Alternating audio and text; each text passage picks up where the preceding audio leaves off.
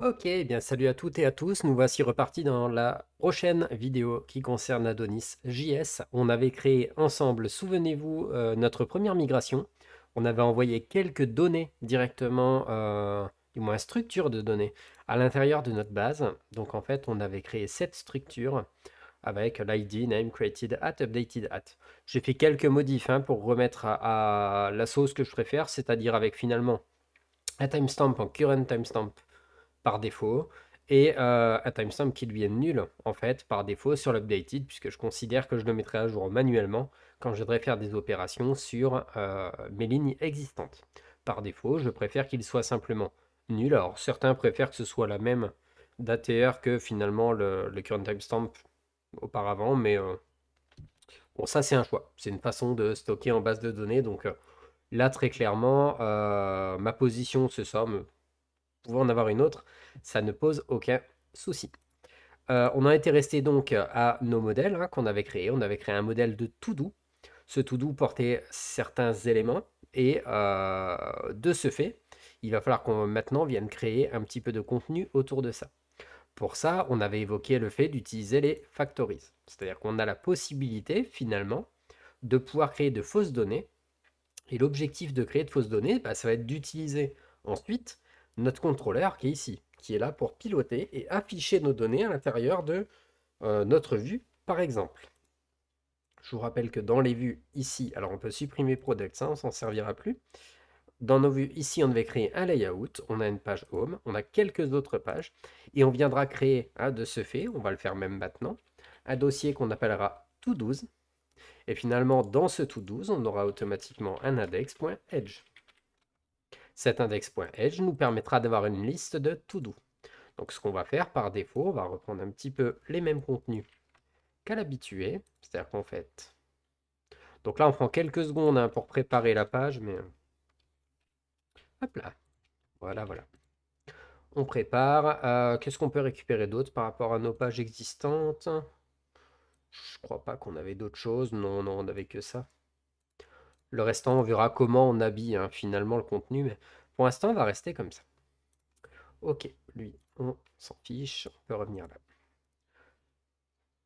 Ok, alors pour s'intéresser aux factories, ce qu'on va faire d'abord, ça va être de vérifier comment fonctionnent les factories. Pour ça, on va directement à l'intérieur de la documentation Adonis, on se rend dans ORM et on va dans Model Factories.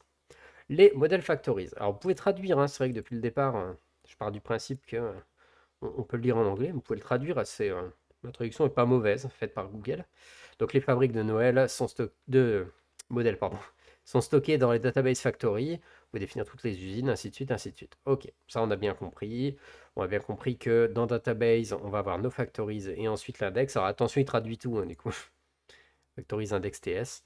Et il va falloir en fait à l'intérieur utiliser ce type finalement de, euh, de builder en quelque sorte. Je sais pas comment l'appeler, mais ce type de fonction, ce type, ouais, je sais pas comment on va l'appeler. On va voir.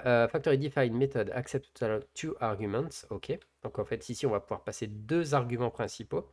D'après ce qu'on voit, ça va être finalement un user et un faker. OK. Donc faker étant un callback, simplement. On le voit ici par le biais de la fonction fléchée. The first argument. OK. Using model factories. Donc on va pouvoir finalement importer les factories. Ok, ça c'est si on crée une user factory. D'accord.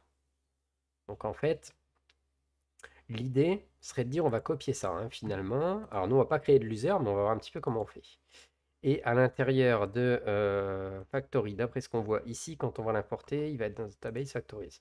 Donc là on pourrait créer éventuellement un user factory.js. Hop là, n'importe quoi, TS. Voilà. Par contre, avant de faire l'user factory, on va juste vérifier un truc, c'est que est-ce que notre ami Ace avait pas finalement quelque chose sur les factories? Non, il ne nous permet pas lui de créer des factories. Ok, donc ici on va bien utiliser finalement le code qui nous est fourni. On nous propose d'aller chercher app model user, il n'existe pas bien évidemment, nous c'est tout doux. qui existe. Ce n'est pas un user qu'on va définir, mais un to-do. Ok. Le nom de to-do est introuvable. C'est ici, pardon. Ça va aller mieux. Ok. Donc là, finalement, on importe le to-do depuis le app models to-do qui se situe juste là, au niveau de ce namespace-là. Donc le to-do, on se souvient qu'il a un ID, un name, un created date, un updated date.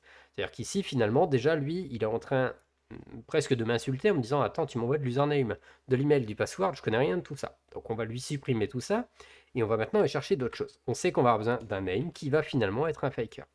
On va avoir besoin ensuite, words, je pense pas, sentence peut-être. Oui, sentence, ça existe. Et qu'est-ce qu'il attend, sentence? N'existe pas. Ok, donc on doit avoir quelque chose avant, peut-être en lorem. Sentence. Ok. Et lui, il nous propose quoi? De choisir le nombre de mots de manière non définie avec un range. On va le laisser tel quel, ça nous va très bien. Et ensuite, de quoi on a besoin? Ben, rien du tout. On n'a que ça. On n'a que ça. Alors, on pourrait mettre plus de lignes si on le souhaitait, mais souvenez-vous, moi, la particularité que j'ai par rapport à mon to-do actuel, c'est qu'hormis le name, ça c'est automatique et ça c'est automatique. Donc là, je vais paramétrer qu'un name. Mais on imagine, juste 2 secondes, on reviendra dessus peut-être plus tard, mais si on avait défini finalement une autre colonne qui est, je sais pas, une catégorie, imaginons. Bah, je serais venu créer ici une public catégorie. Hop, par défaut, ça aurait été un number, parce que ça aurait été une liaison finalement avec une autre table. Et dans ces cas-là, il aurait fallu en effet que je paramètre ici le fait que je voulais une catégorie qui est un faker, qui aurait été un number. Je pense que ça existe, même pas. Faker integer? Non plus. C'est marrant que number n'existe pas. Alors je ne sais pas exactement. Digit peut-être? Non plus. Alors là, peut-être number, malgré tout. Hop. Propriété number. Non, faudrait se renseigner un petit peu sur la factory Adonis. Alors on pourrait se renseigner en regardant un petit peu par ici. Using factory, merging, factory state, relationships. Touloup, touloup. Si on va faire un tour sur les fakers. Les fakers, ils nous sortent quoi? De l'internet. On n'a pas un seul runtime, customization. Les états de factory, non. Ouais, on a peu d'infos quand même. Assez peu d'infos, je trouve, là, sur le faker.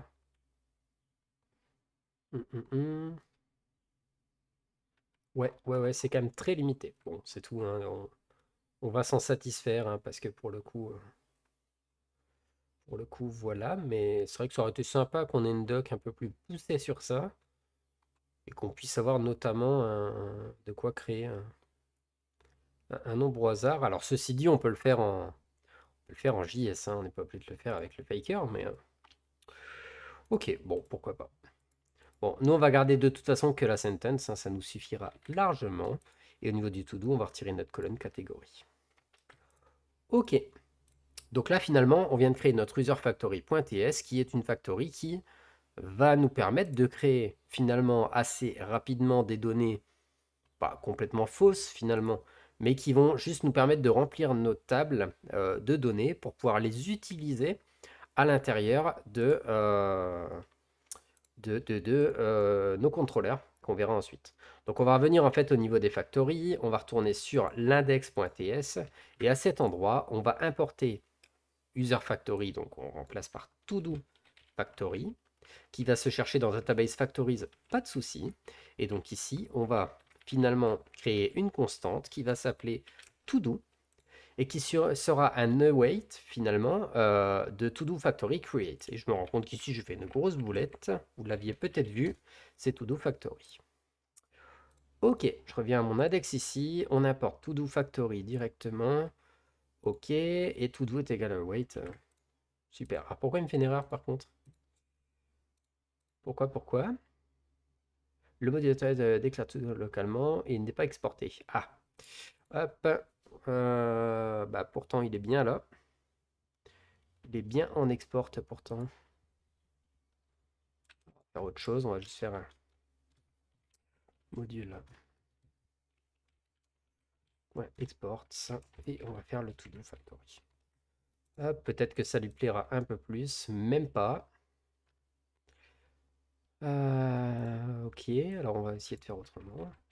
On va lui demander d'aller chercher. Ok. Ok, non, il nous fait la même chose. Donc ici, on va create many à 10 par exemple. Tudum, tudum. Pourquoi il nous embête là? Just import the files and use the exported factories. Multiple instance, you can make a use of. Ok, bon. Est-ce qu'on aurait fait une bêtise? On a bien la const de to-do factory qui prend un factory define qui nous passe un to-do. Ok, ok, on va chercher le app to-do.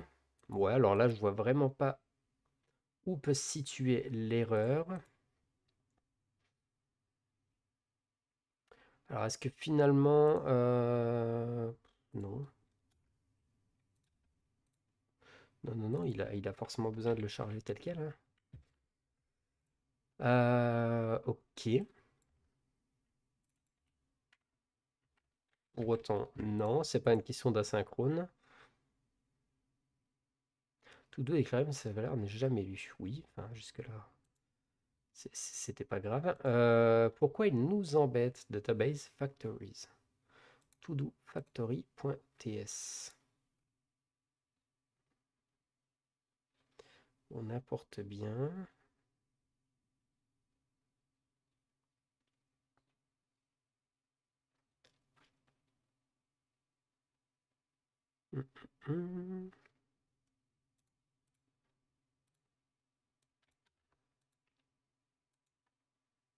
Ouais, alors là, je vois vraiment pas.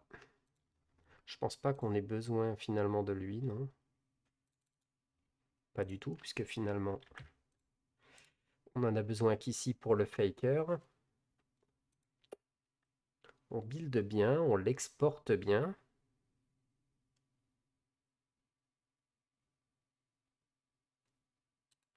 On importe bien sous le bon nom.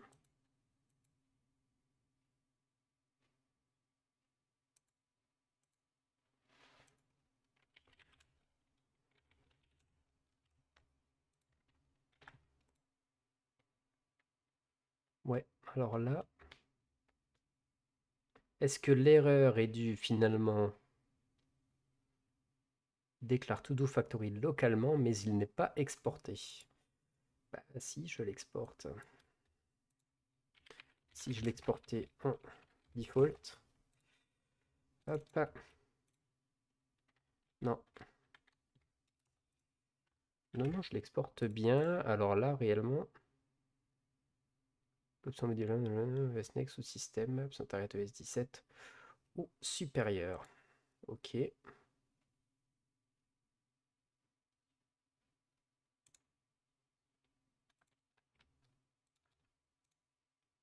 Ouais, alors pour le coup, on va quand même essayer de faire passer finalement le seeder parce que je vois vraiment pas pourquoi il nous embête. On est bien dans Database Factories. En fait, je vois pas où est le problème finalement de ma factory. Euh,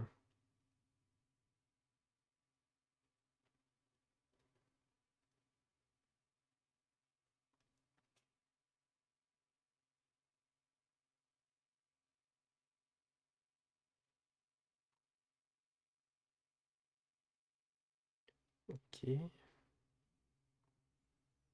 Ouais, donc non, là on n'a pas de vrai intérêt à regarder ça.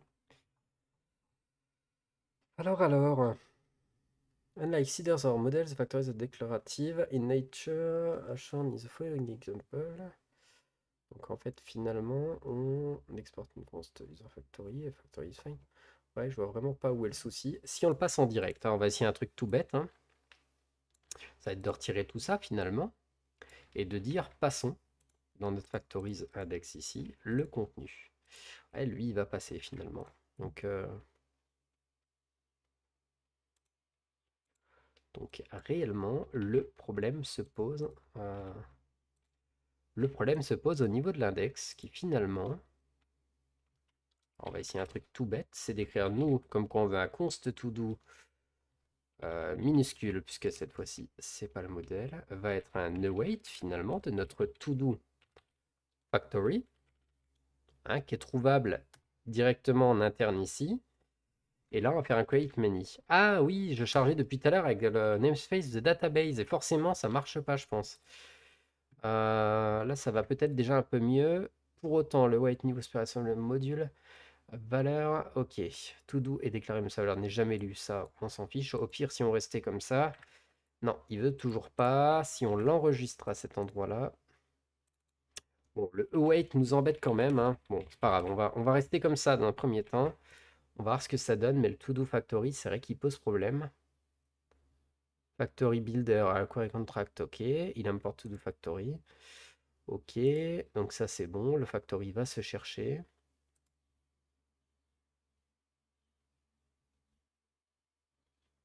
Et finalement, ben ouais, là j'avoue que là... Alors, on va essayer de lancer le seed, mais il passera pas. Donc là, en fait, on va make un seeder, pour le coup. Ou alors on va seed seulement, on va pas créer de seeder. Donc on va faire un coup de node ace db seed. On va voir, mais je pense que j'ai une erreur. Non, pas d'erreur particulière, on revient par ici. On va aller voir ici, parcourir, et non, c'est pas passé. C'est pas passé. Par contre, il ne fait pas de retour d'erreur. Ça, c'est assez bizarre. C'est-à-dire qu'au niveau du seeder, il en a quand même besoin.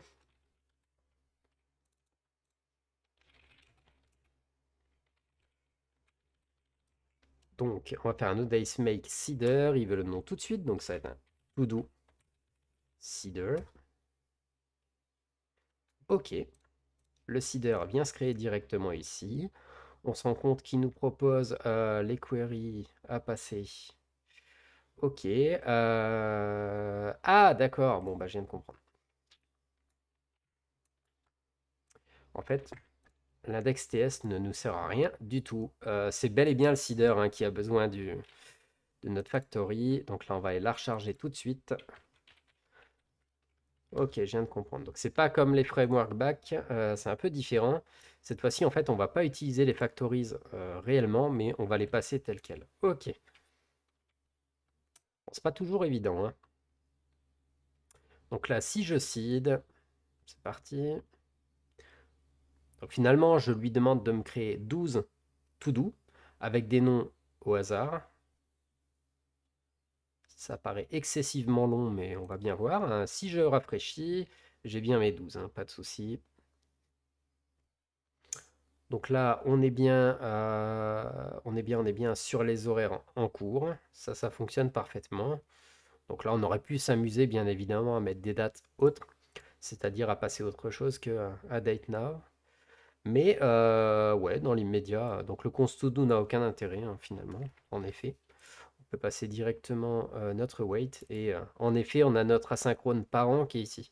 Tout à l'heure, en fait, ça paraissait étrange d'avoir un await sans méthode asynchrone autour. Ok. Eh bien, c'est tout bon. C'est tout bon, c'est tout bon. Notre factory, elle a fait le boulot. Donc, c'est pas mal du tout. Ok, et ben on en a 18 minutes. Donc, c'est plutôt bien. On a créé nos 12 éléments directement à cet endroit-là. On va pas tout de suite les exporter, hein. On a besoin pour ça de créer notre vue. Donc, on va aller tout de suite faire notre vue. Il n'y en a pas pour très long. Et on va prévoir juste un petit H1 à cet endroit avec liste des to-do. Je retravaillerai comme d'habitude, hein, la partie un petit peu maquette autour pour qu'on ait quelque chose d'un petit peu plus sympa visuellement. Hop. Mais là, c'est juste pour préparer le terrain. Donc, préparez de votre côté, bien évidemment, la même chose que moi, c'est-à-dire ici, hop là, nos emplacements de to-do. Donc là, on va aller créer la route qui mène directement à ce to-do et qui mène à l'index. Donc on retourne dans Start, on retourne dans Route. Tout ça, vous savez faire. On va aller dupliquer ceci et on va lui expliquer que si on veut du products tel quel, on va lui rendre directement la vue qui s'appelle products ici, .index. On va bien évidemment modifier ça, hein. Là, c'est juste pour visualiser si ça fonctionne. un petit coup de Nodace serve-w pour le watch. On va les consulter, hein, mais évidemment, ça va venir à changer, hein, puisque la view render va totalement laisser sa place au contrôleur. Mais là, c'est juste pour vérifier si finalement notre... Alors, to do, je me fais avoir. Notre... notre page fonctionne et si visuellement, on a quelque chose d'assez sympa. Donc ici, on revient là. On va faire un slash to-dos. Et on va voir ce que ça donne. Et il nous dit qu'elle not get to-dos. Bah oui, forcément, puisque... Aussi bête que je suis, je l'ai appelé products. Ok, hop. C'est parti, on rafraîchit.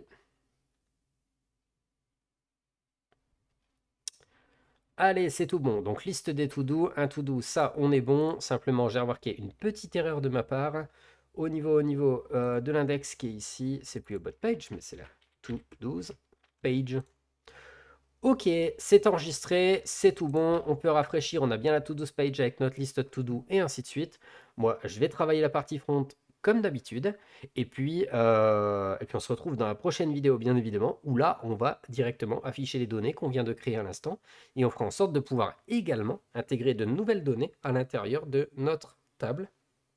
Et tout ça à partir d'un simple formulaire ou d'un contrôleur directement. On se retrouve dans la prochaine vidéo. D'ici là, portez-vous bien. Allez, bonne journée à tous. Ciao, ciao.